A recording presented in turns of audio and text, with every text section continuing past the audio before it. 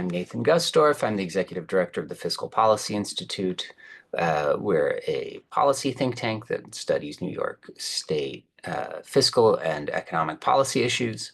And this is our briefing, with the first installment of one that we aim to hold regularly, probably every 2 weeks, just on what is going on with the federal policy situation. I'm joined by Emily Eisner, our Chief Economist, and Michael Knukin, our Health Policy Director. So our agenda for today is to keep it relatively succinct on the presentation side, and then to hold a lot of time for questions and answers. I'll kick us off talking about what is going on with the federal budget situation, so some sort of process overview and just explanation of what you are probably reading about that is likely somewhat confusing in terms of the congressional process. Then Michael's going to talk through how this plays out in terms of threats to Medicaid and what we might see in terms of the consequences of these federal budget cuts at the state level for New York. And finally, Emily will round us out by talking about the national economic situation and how that is just what is going on with the stock market and tariffs, and what that could mean for New York. And then we will just keep a lot of time at the end to go to 1 o'clock to take questions and comments. So with that said, what is going on federally? You know, you've probably heard a lot about spending cuts and cuts to Medicaid, cuts to federal funding. And so I just want to say that this really all actually starts with tax cuts. This is a story about tax cuts and what Congress needs to do in a Republican-controlled Congress to maintain the tax cuts that were passed almost 10 years ago. In 2017, Donald Trump basically had his signature accomplishment of his first term, which was passing a bill that's come to be known as the Tax Cuts and Jobs Act, though it was actually a budget reconciliation bill. And in a moment, I'll talk through what that means in technical process terms. But this was sort of the big thing that happened in that first term. And it essentially accomplished trillions of dollars in tax cuts that had been really high-level Republican Party policy priorities for a long time. So the biggest one was a corporate tax cut. The corporate tax rate was cut from 35% to 21%. They cut individual income taxes, the top tax bracket, which sort of like the top 1 to 2% of taxpayers. That was cut from 39.6% to 37%. There are special business deductions, and the state and local tax deduction was limited, which is a revenue raiser, and that was done to pay for these other tax cuts. So that's the signature accomplishment. It was quite costly. The government, you know, there's a significant net revenue loss from that tax cut bill. And because it was passed through the reconciliation process that I'm going to discuss, a lot of that expires. There's special budgetary rules, and so a lot of these provisions were basically made temporary over a maximum of a 10-year window. And the upshot of that is at the end of this year, at the end of 2025, a lot of these tax cut provisions are going to expire. So there's a lot of pressure on congressional Republicans right now to extend those tax cuts. And it's going to be very expensive, around $4 to $4.5 billion in terms of lost revenue to keep extending these tax cuts. And so that is why they're going through this whole reconciliation process to try to get a budget that keeps their tax cuts in place. And as Trump campaigned, he talked about some new tax cuts, other things he wants to do, like exempting tips from taxes. That all the new stuff actually is a fairly small part of the agenda. The big motivator here isn't really doing new tax cuts. It's actually just extending the extremely costly tax cuts that were implemented in 2017 but made temporary. Okay, so why were they temporary and what really is reconciliation? Normally, when the US Congress passes legislation, you know, it goes through the House, it goes through the Senate, and in the Senate, quite famously, it's subject to the filibuster rules, where it's really easy, if you don't have a supermajority, to essentially stop anything from happening. And the big exception to that is this reconciliation process, which was created in the Congressional Budget Act of 1974, that essentially allows a kind of fast-track process just for budgetary legislation. There's a certain irony here in that initially it was created essentially to allow deficit reductions, but its main upshot has been to allow deficit increases, largely attributable to Republican tax cuts. So the constraints on the reconciliation process are that it can only really deal with spending, revenue, and the debt limit. And if you keep the legislation to those things, then it's not subject to the filibuster. There's like just a limited period of hours where they can debate it. And after that, it goes to a vote and it can pass with a simple majority. Another constraint on this process that now is kind of all the action in the political debate is that the House and the Senate need to pass concurrent resolutions. So they basically have to align, and then they can pass the reconciliation bill, and it goes to the president for signing or for veto. This is a process that's been used with increasing frequency over the last 20 years, just as Congress has been pretty deadlocked, and it's been really hard to pass legislation. If you've probably read something in the news about this, and the reason is that there are really significant differences between the House and the Senate on what they call their frameworks. And the reason they're talking about a framework and not legislation is that they don't have budget bills.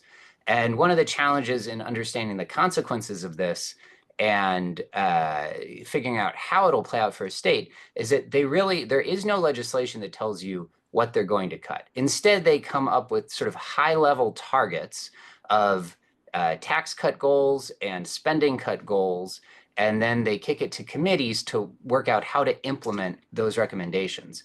They are still in the phase of determining those high-level targets, or really they've each passed a resolution, and now they're going to try to work out their differences. So the Senate, and a lot of this process is driven by the budget committee. So the Senate has a sort of more pro-deficit approach to extending these tax cuts. They passed a resolution on April 5th saying we're going to aim for $5 trillion in tax cuts and $4 billion in spending cuts.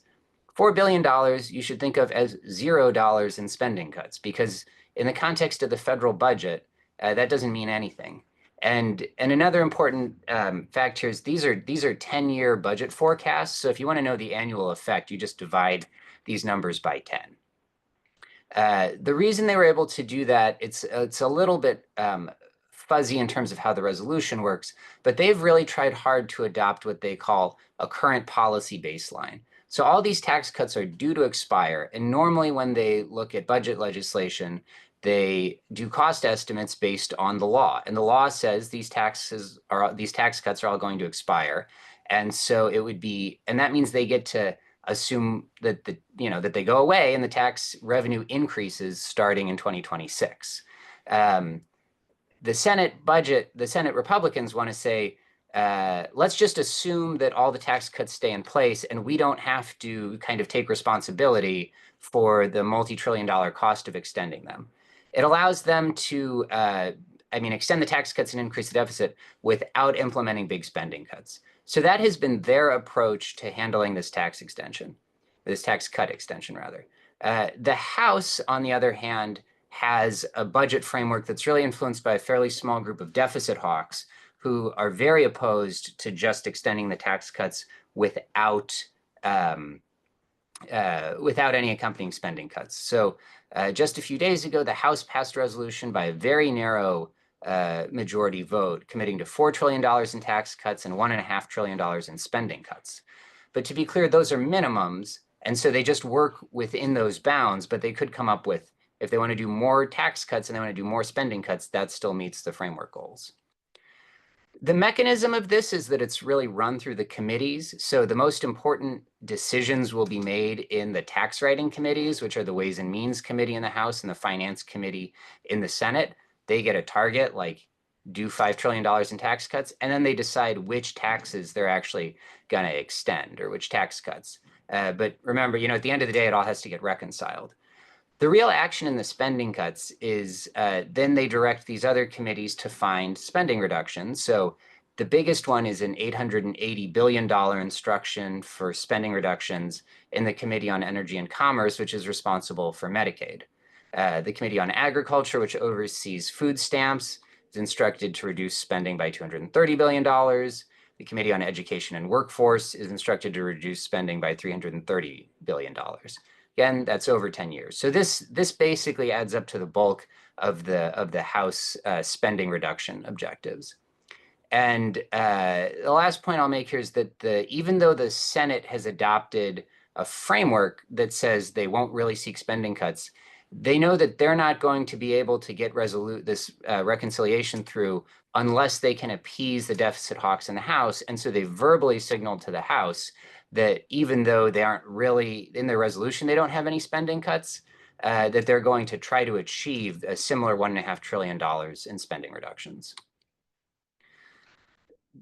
There's an approximate timeline here because one constraint they have is that this is really a very pro-deficit plan that'll increase the debt a lot, and at some point they'll have to raise the debt limit. And so if they want to sort of get all this passed, they have to work under that constraint.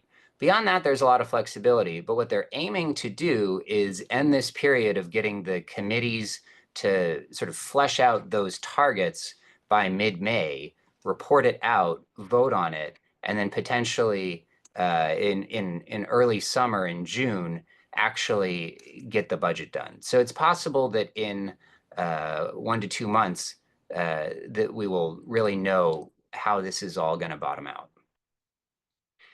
And then just to bring it back here, what is actually at stake again is, what's at stake for many of us is the spending reductions, but their big targets are extending the tax cuts. And it's helpful to know which ones are most important, because even though the biggest tax cut in the whole package is the corporate tax cut, that was really the one permanent feature of the TCJA. So, and the reason they were able to make it permanent was that it's basically paid for by other revenue raisers. So one of the most controversial tax provisions in the whole package has been the limitation of the income tax deduction for state and local taxes. It used to be that if you are well off and you pay a whole lot of tax to New York State and city and income tax and property tax, that you can deduct it all from your federal taxes. But that was limited to $10,000, primarily to pay for that corporate tax cut. There's a lot of pressure to raise that limit, not all the way to infinity, but to $20,000 to $30,000. The biggest item that is set to expire actually is the individual income tax cuts. And that's about $3.5 trillion of the $4 to $4.5 trillion in total tax cut extension expense that these committees have to deal with. So some of that is sort of for the bulk of the population, but a large share of it goes to the top earners, where they get that almost 3% income tax cut. And there are also a whole lot of special business tax benefits, basically handouts to real estate companies, manufacturing, estate and gift tax exemptions for wealthy heirs. And those together are really the vast majority of the tax cuts that they are trying to make either permanent here or to just extend through another 10-year window. So that's the motivation, and hopefully clarifies some of what's going on. And now Michael's going to pick up how that plays out on the spending side. Hey, good morning, everyone. Yeah, that's right. So my name is Michael Knukin. I'm the Health Policy Director at FPI, and I'm going to be talking about threats to the state program using federal funds that weighs the heaviest in New York State Medicaid. Next slide. So I don't need to tell anyone on this call how important Medicaid is to New York. It covers 7 million people. It's a $110 billion program. About half of that money comes from the federal government. So that's sort of what's at stake for New York. The sort of most significant threat to Medicaid in New York is the federal budget reconciliation process that Nathan was talking about. As Nathan mentioned, the House reconciliation guidance contemplates $880 billion in cuts to the to Medicaid and related program areas. To put that in perspective, that's those cuts are over 10 years, and over 10 years under current policy, the federal government will spend $8.5 trillion. So we're looking at a little more than a potential 10% cut to federal support for Medicaid.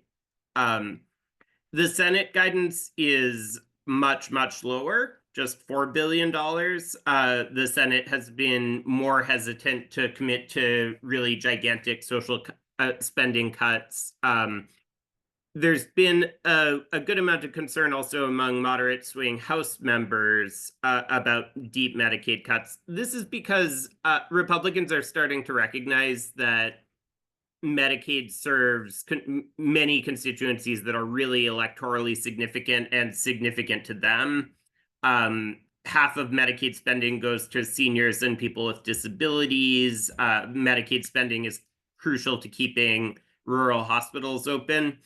And so the advocacy we've all been doing has really been working and sort of keeping the pressure on Medicaid. But as Nathan pointed out, right, they do want those tax cuts. And Medicaid is essentially the only program area big enough to provide for cuts that could allow them to do the tax cuts they want to do. So it's concerning.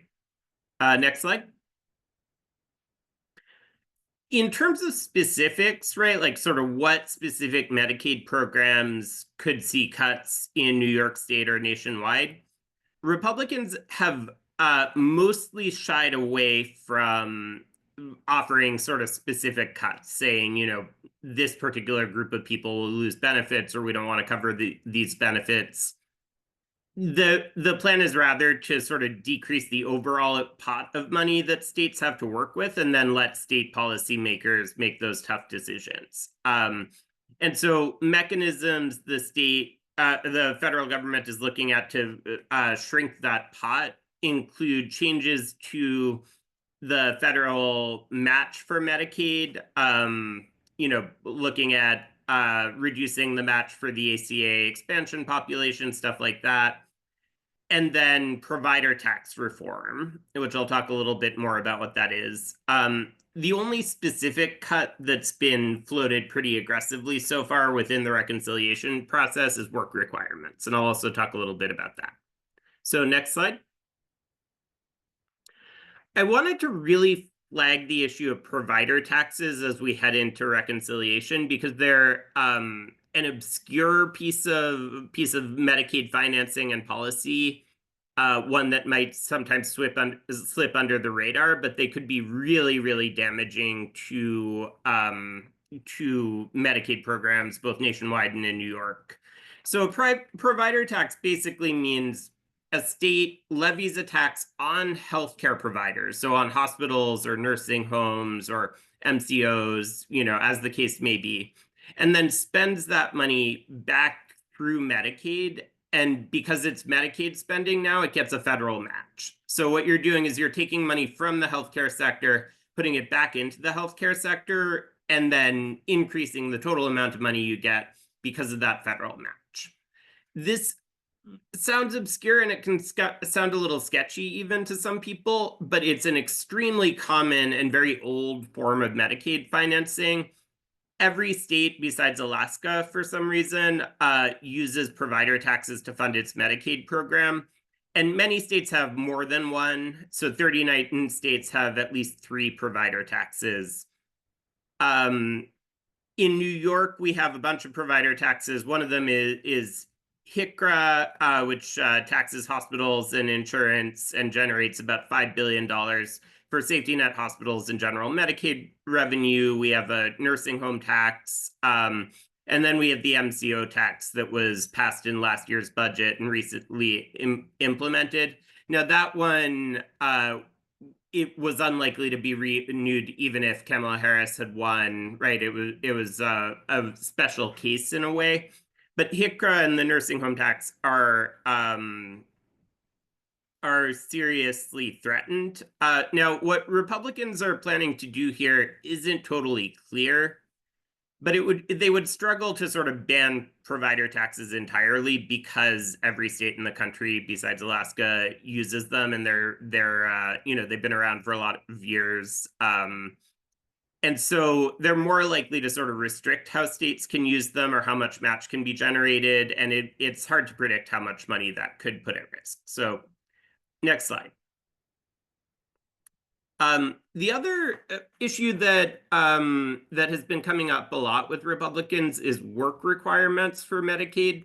So the idea here is that states would be required to set up some kind of bureaucracy to check whether able-bodied adult Medicaid recipients were working, and then sort of take away their health insurance if they're not working or seeking a job or whatever. This could have a really serious impact. The Urban Institute recently released numbers suggesting it could knock 750,000 people in New York off Medicaid. It's important to say the impact is not so much because this many people aren't working, right? Like most people on Medicaid who are able to are either working or working part-time or looking for a job. But anytime you create a new bureaucracy to take away people's benefits, there are going to be a bunch of false positives. And so this would likely to take benefits away from a lot of people who are actually eligible, either because they're working or looking for work just for paperwork reasons. Now, the thing is, even though this could have a really negative impact on people, it would not actually save a lot of money. So CBO estimates $100 billion nationwide over 10 years, which is, $10 billion a year for the federal government, not very much. Part of that reason is that it is really expensive to administer this kind of red tape system. And part of that is that you're actually targeting, relatively healthy or at least not sort of severely disabled enrollees for disenrollment. And those are not folks who usually actually cost the system a lot of money. So it's a really perverse, sort of way to remove people's benefits that won't actually reduce, federal spending very much. So next slide. I want to talk about so that's sort of the budgetary component. We all know that the Trump administration has been really aggressive in using administrative action to undertake cuts. I wanted to talk about what's sort of a live issue there. What has already happened, we've probably seen the headlines, is that the federal government has cut sort of the last bit of a whole bunch of COVID grant funding that passed in 2020 and 2021. They've said, to the extent that that money is still being dispersed, it's going to no longer be available. So they've cut $300 million in New York State from the State Department of Health for various public health, disease surveillance, and vaccination programs. Some of that has filtered down to the city budget. There's been $100 million of that cut from the city. And then they've come after addiction services grants and substance abuse grants in OMH and the Office of Addiction Services, 40 million and 27 million respectively. Just as concerning and returning to Medicaid, they've also started to restrict the ways that states can access 1115 waiver spending. So 1115 waivers, we'll have a piece coming out about this soon, so you can check there. It's a little obscure, but New York recently got approved an 1115 waiver that allows it to invest $7.5 billion over the next 4 years or 2 years in various public health and health equity initiatives. Those funds haven't been cut, but the waiver expires in 2027, and the federal government has said that some of that money it will not be renewing in 2027. So that's something to look out for. Obviously, a lot could happen, and who knows, but what the other stuff we're looking out for are other changes to the 1115 waiver, essential plan and ACA exchange issues, and then, there's always a question mark with Trump. Next slide. One thing we've been hearing is elected officials are hearing a lot about Medicaid. They're hearing less about SNAP, which we'll cover on a future call, but just SNAP, the food stamp program, is also at risk, and that could be really damaging. So we're elevating that.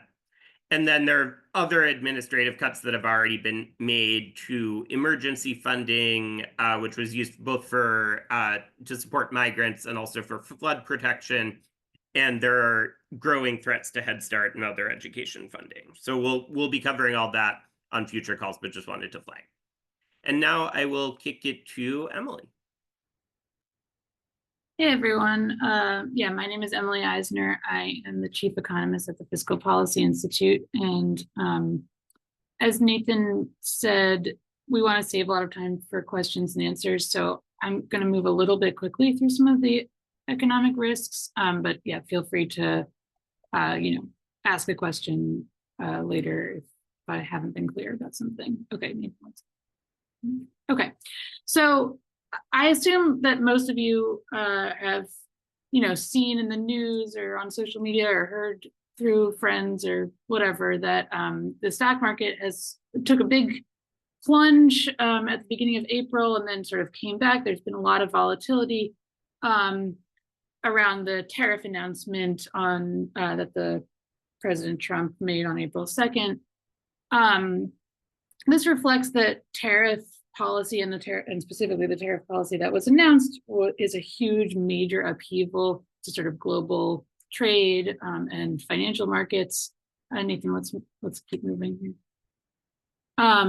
So what are tariffs? What is the tariff rate? Tariffs are a tax. They're tax on imports to the United States. For example, a toy that is made in another country that is then imported into the US. If that toy costs $10 and there's a 10% tariff on it, it'll cost the American consumer now $11 to buy that toy. So pretty simple math. The tariff rate varies by country of origin of the good that you're buying, and it also varies by the type of product. So I'll talk about this in 1 second, but basically like one way of thinking, we can sort of average out what the tariffs are across goods and across countries. And when we do that, the tariff rate looks to have increased to about 18%.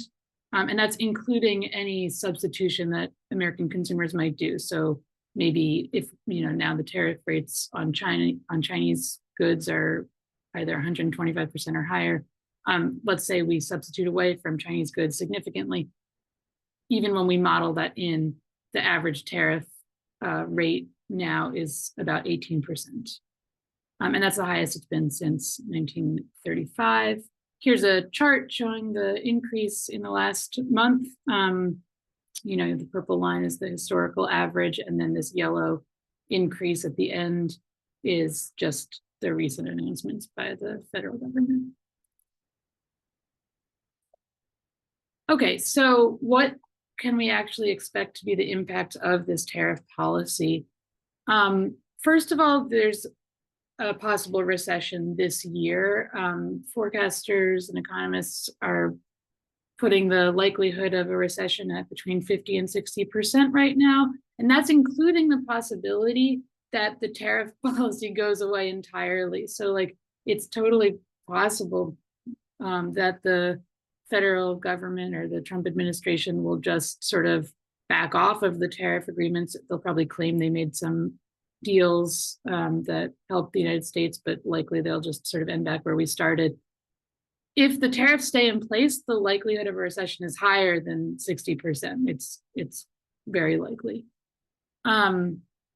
Also, tariffs increase the risk of inflation. So some people might already have experienced increased prices on certain goods, and there might be shortages. So the ability to even access a good, certain types of food, electronics could go down. Sort of equally likely to the chance of a recession, a full-blown recession, is the likelihood of going into a stagflation period. You might have heard that phrase. That stagflation is the combination of low growth and inflation. It's I don't know what the ordering is, but it's a really bad economic scenario.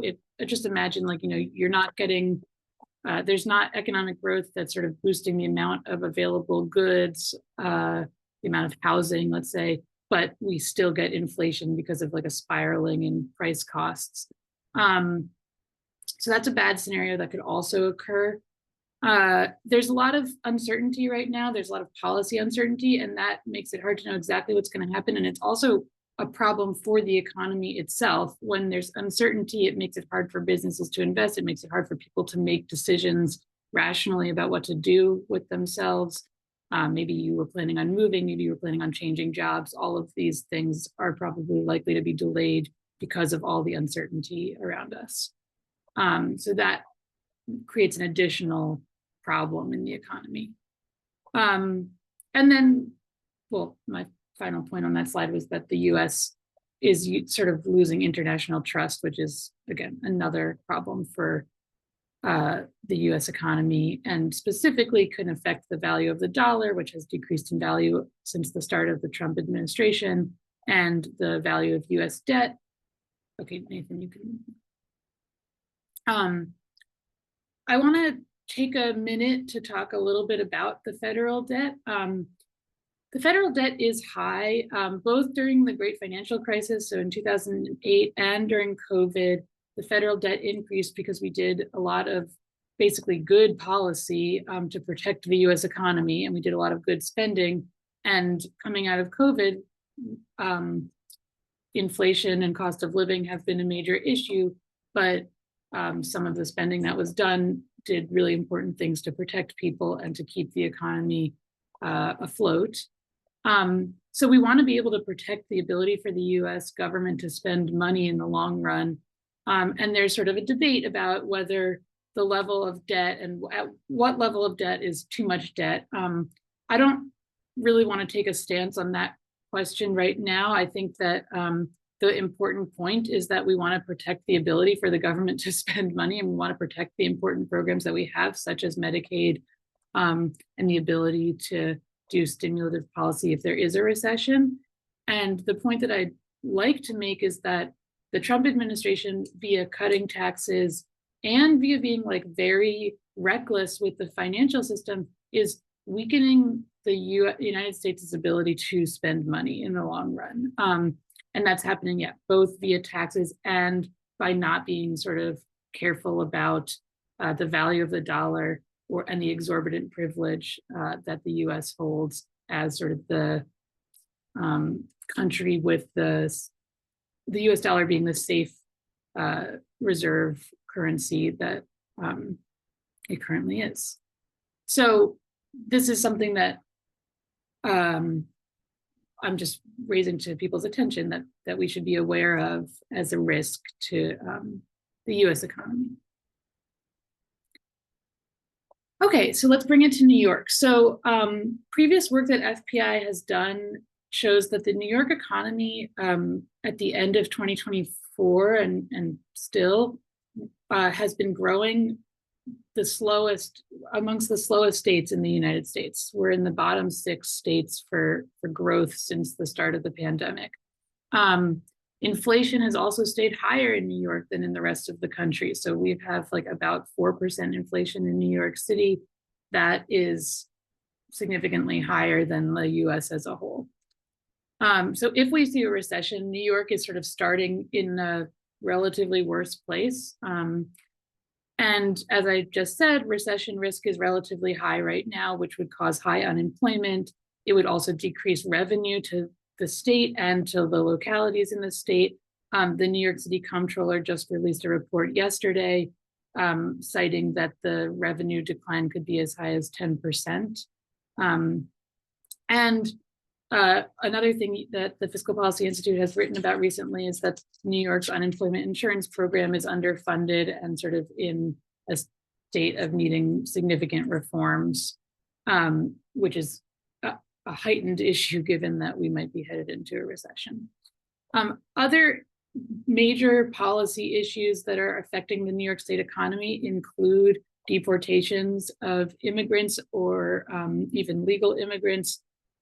We all sort of probably know about the horrors that are going on right now. So I don't want to dismiss the sort of humanitarian crisis and legal crisis that's going on by saying that it's also an economic issue. We are going to create labor shortages in essential industries that include childcare, home care, agriculture, food production, and construction. And then additionally, tourism is way down in the United States, and that will likely have an impact on the New York City economy and city revenue. Just to put some numbers on this, if New York faces a recession, let's say the unemployment rate goes up. The current unemployment rate in the state is 4.3%. Okay, that's like not including what the negative shocks to the economy right now. That's just like because there's always churn in the labor market. If we see a recession, we would expect the unemployment rate to go up to between 8 and 12%, and that would cause there to be between 850 and 1.2 million unemployed individuals in the state. So this is, we would expect there to be a pretty significant shock to the state if there is a recession. So what do we recommend for New York policymakers? A lot of this we've written about previously, but I think it's important to reiterate. So immediately, because the current budget still hasn't been passed, immediately we recommend that policymakers reform the UI program to be ready for a recession. We also encourage policymakers to reject the inflation rebate that the governor has proposed and to reject cuts to the personal income tax that are currently included in the budget proposal. Moving forward, we encourage policymakers to prepare to increase revenue. This can be done via a capital gains surtax, corporate tax reforms, sales tax on services, which doesn't currently exist in New York, and to invest in the state economy, which could increase growth and protect New York, sort of insulate New York from federal shocks. And this would include increases to housing construction, investment in the MTA and other public transportation, investment in climate adaptation, investment in healthcare, which has already seen some cuts from the federal government, and investment in higher education and education across the life cycle. And I think that's it. So I think we'll move into questions and answers now. And then we have at least 20 minutes for that. All right. Thanks, Michael and Emily. Let's see, I guess drop your questions in the chat. I think I can see if you raise your hand. I'm actually not sure. If you want to ask a question live, just put a note about that in the chat. Nathan, do you see that there are some questions in the question section already? I don't. I must be looking in the wrong place. Yeah, there's a Q&A thing. Oh, thank you. All right. Yes, this is being recorded, and we'll post it on the FPI website. Question about WIC funding. I do not know about WIC funding. I don't know if either of you know anything. I don't know specifically, but I think we're going to talk about some of the social service spending in a future session. Michael?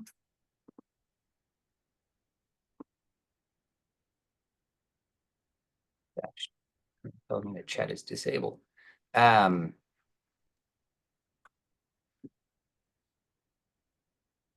do you know anything about WIC funding right now? No, I don't. I know that in 2023 and 2024, Republican budget proposals involved cuts to WIC. I haven't heard anything about it this cycle, but we'll have to get back to you on that. Okay. So I think the chat is enabled now also, in case you want to put anything in the chat. I'm seeing that Bobby asked how the state can use the rainy day fund. Does one of you want to take that? Yeah, I'll address that. So the New York State, for the longest time, had essentially negligible reserves. I mean, on the order of $1 to $2 billion. But thanks to a real spike in tax receipts during COVID, the state's now actually in a much stronger reserve position. On the books in the financial plan, they've got about $21 billion booked as reserves, but they're really about $34 billion in reserves because there's essentially other cash they have in their account that they haven't designated as their reserves, but could be used to bridge funding gaps. So there's like a little bit of a budget wonk debate here where there's some other budget experts who always support putting money in reserve, but never want to use reserves.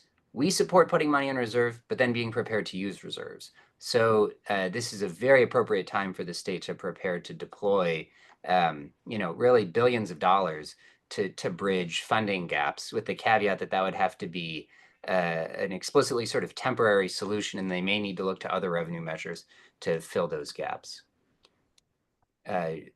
Sharon Milliner has her hand raised. Do you want to say it here? I'll allow you to talk. You're going to ask your question.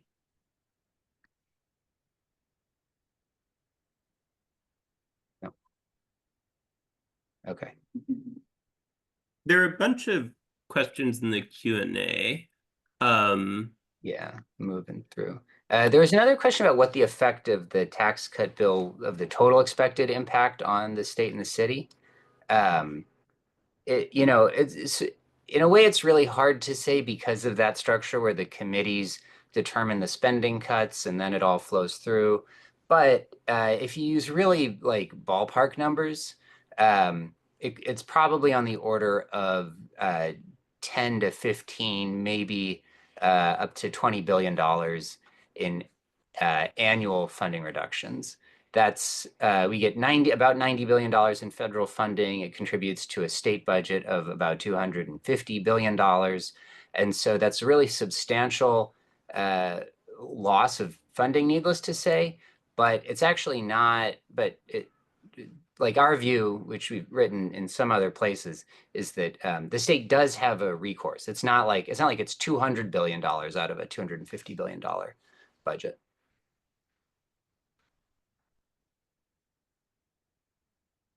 What else? It's about UI. Yeah, you want to take that? Yeah. So I'm going to answer the question about what changes need to be made to New York's unemployment insurance program, and I'm also going to put a link in response to that question in the Q&A. Sending that now. So, maybe that didn't show up to everyone. Okay. Well, we have a report on it on our website. It's called The Urgent Need to Raise Unemployment Benefits. So there's a few things that need to happen. First of all, the unemployment insurance program in New York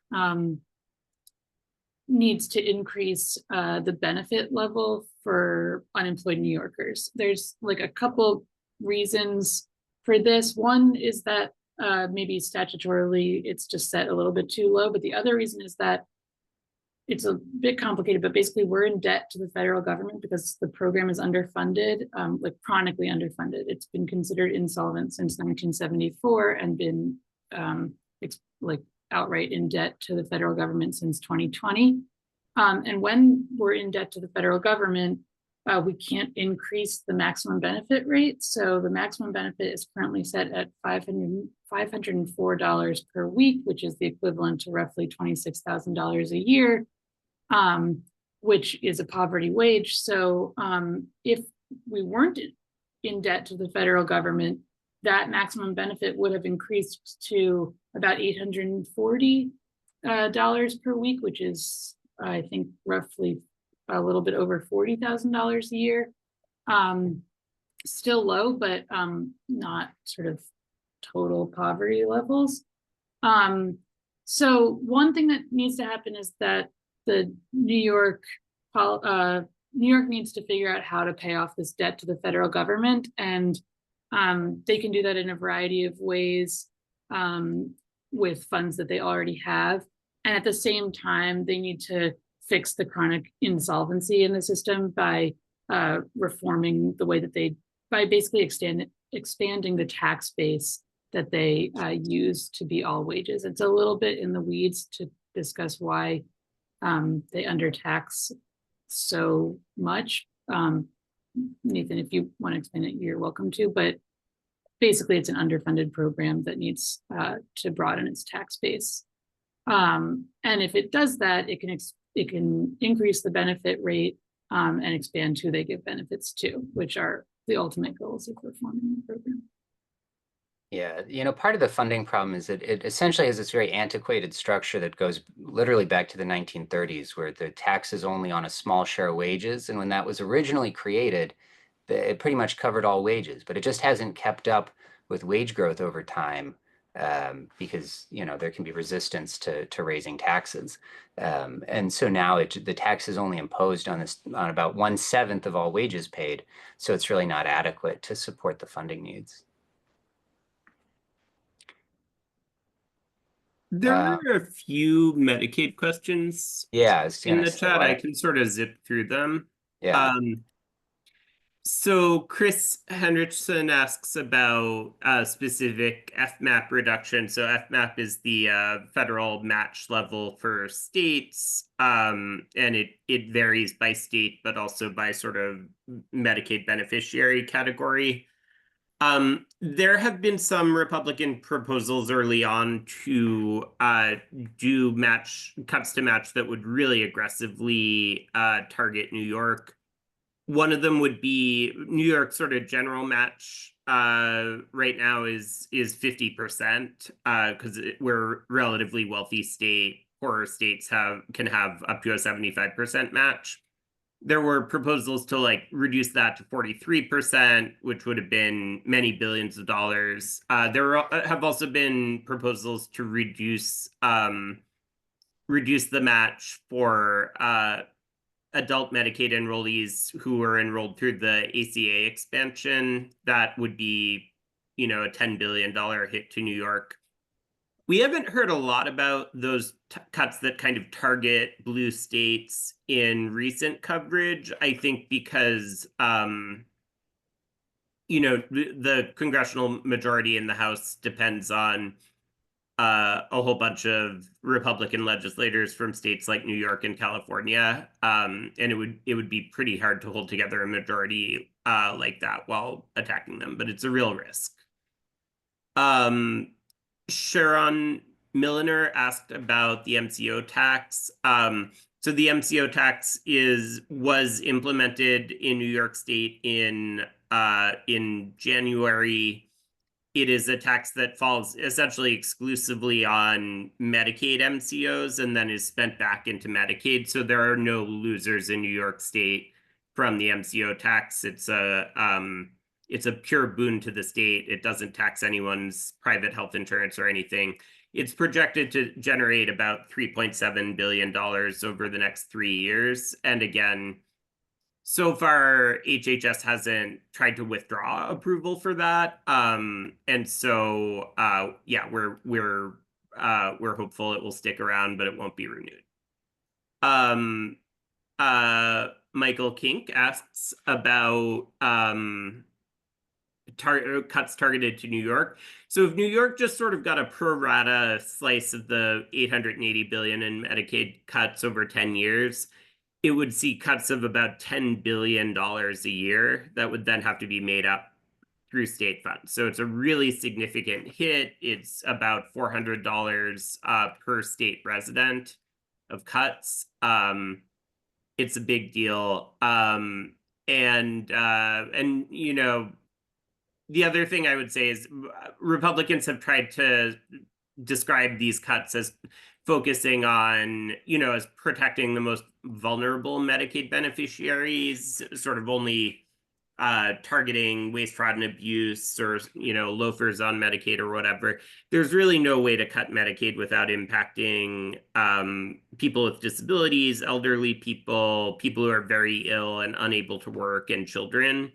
That those categories together are, the overwhelming majority of Medicaid spending in the state. And so, I can see why they want to frame things that way, but it's not accurate.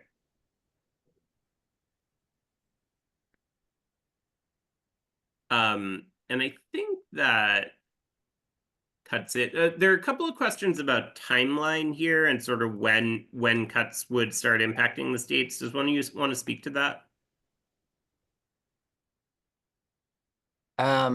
Yeah, maybe. I mean, I think the timeline primarily depends on how quickly they get it done. The federal fiscal year starts in the fall, so you could see spending reductions starting in late in the calendar year.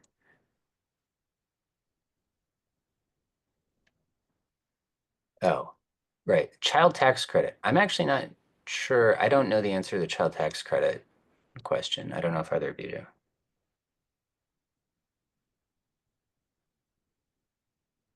I don't We know this. don't. That's another thing we'll come back in 2 weeks with more info on. Yeah, I would suggest we have a like a public account. You can, let me put this in the chat. The org email is info@fiscalpolicy.org. So if there's something that you'd really like to get an answer to, or that you'd like to hear us cover in one of these talks, just send us a question, and we'll do our best to include it. Oh, somebody asks, Dan K asks about whether that 10 to $20 billion number I cited is just about New York State. And yes, it is. That's just the state budget. The city, it's a little hard to account for. The city's budget as such typically relies on about $7 to $7.5 billion in federal funding. It's actually, I think it's quite hard to say how much money the city might lose because so much of what we're talking about is in Medicaid, and Medicaid flows through the state budget. So what we've seen is like cuts through executive action to FEMA spending. There might be reductions in like transportation funding that could affect the city budget, but I don't have an estimate for you. And it's on a sort of a different scale, really, because of the Medicaid issue. Let me, Sharon Milliner asks again, limitations on the rainy day fund. Yeah, let me just reiterate. The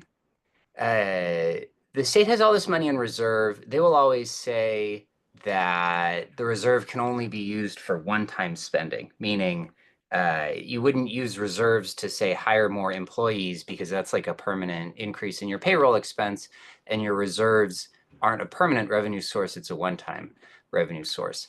That's basically true with this sort of qualification that there's such a substantial amount of money in reserve that they could budget it out over like a multi-year time period.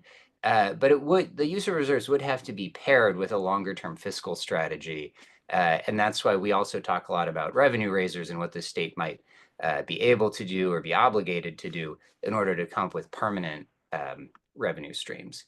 But that one-time use limitation shouldn't, one thing you can always do is say, all right, we're going to sort of fix the problem now. Like if we lose $1 billion today, maybe we backfill it, and then later on figure out the plan. You don't necessarily have to solve every question right away. So we think sometimes there can be an excessive degree of restraint or conservatism in the willingness to use reserves. And it really ties it's into Akash Mehta's question about special session. The current state budget, well, they haven't even really started negotiating it, frankly. But once they do, they've more or less explicitly said that their plan is to do it as though there are no federal funding risks, and just carry on as normal. And then if and when things change, come back late in the summer and the fall and do a special session to reevaluate. I'd say that doesn't look so different from a normal budgeting process in like standard process terms, but they will have to deal with like very serious fiscal issues that they're normally able to avoid, or at least have been able to avoid in the last few years, where the state has had strong tax receipts, especially due to growth in the earnings of the super high income population. And so it'll be a sort of new budgetary conversation in terms of real pressure to look for new money sources.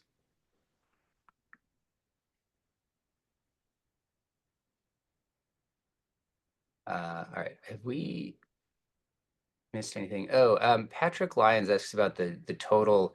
I think like what's the total spending reduction target in the House bill? The House had initially passed a resolution calling for $2 trillion in spending cuts. I believe the most recent one is down to $1.5 trillion. But again, those are minimums, and it's going to be worked out as part of an ongoing negotiation between the House and the Senate to get to whatever gets them a majority.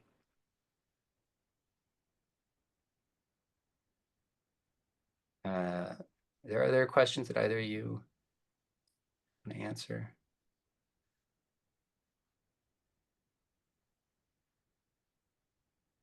Anything else? Put it in the chat.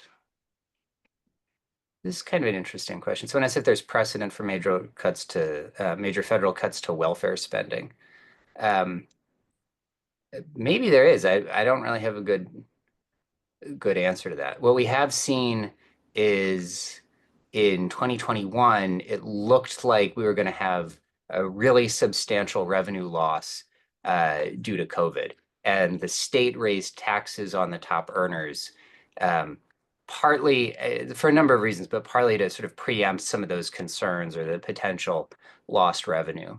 And that raised about $4 billion a year. So it is worth keeping in mind that the state, and actually the state also raised taxes after the global financial crisis when the consequent recession reduced revenues. So there's a very recent history of imposing tax increases when it's going to be fiscally necessary. Maybe I'll just add, I guess like in the 70s, New York City had a fiscal crisis that I guess did involve cutting social services. But I think our analysis, and maybe we'll dig into this in the future, is we don't see New York State or city as being in a fiscal crisis. There's some economic concerns, but we have a very sort of robust tax base for the moment, and room to raise taxes.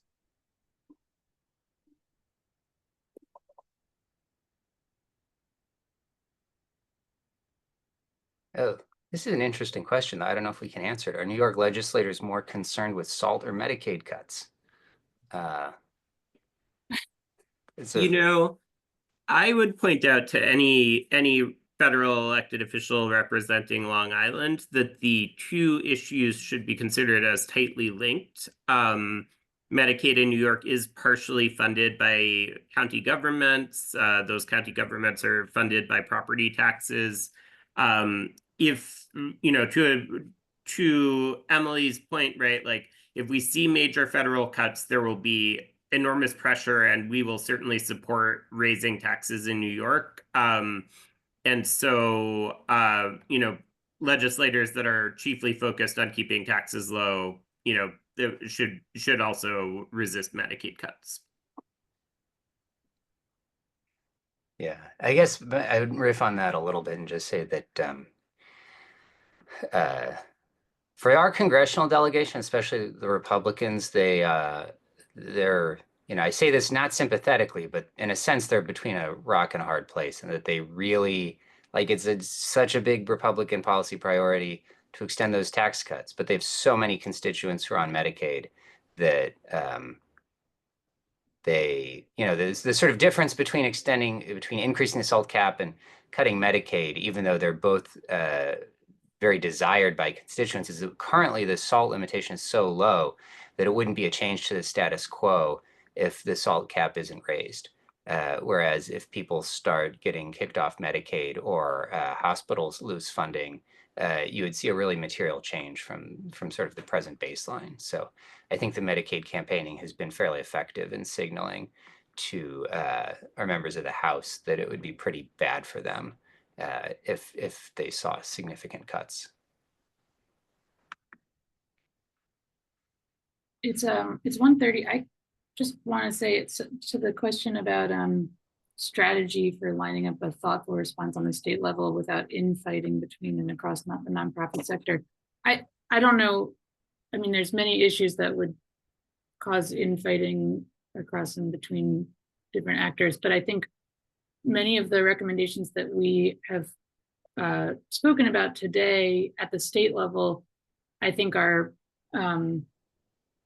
things that policymakers and constituents could advocate for with, I mean, that might feel like they have sort of some constituencies that don't like them, but you know, some of them are, they're not really in the nonprofit sector. They wouldn't create liberal infighting in my estimation. I think it's worth people's time to think about sort of how to advocate for those, since right now they're not, the unemployment insurance is getting play and discussion, but some of the discussion over the inflation rebate and the personal income tax cut have not faced opposition at all, and they should face opposition because they're going to reduce the state's ability to protect programs. They're going to deteriorate the state's revenue significantly, and you know, $3 billion in a few months when the federal government cuts programs and cuts spending, the state will want that $3 billion back, and we see it as something that people should be raising as an issue now, and it really hasn't been raised as an issue. So there are things that people could sort of align around right now without significant infighting in my. All right, I don't see any more questions, and we're a little past time, so we're going to wrap it up. And again, just email us if you have anything you'd like us to address, and we'll probably see you back here in 2 weeks. Thanks.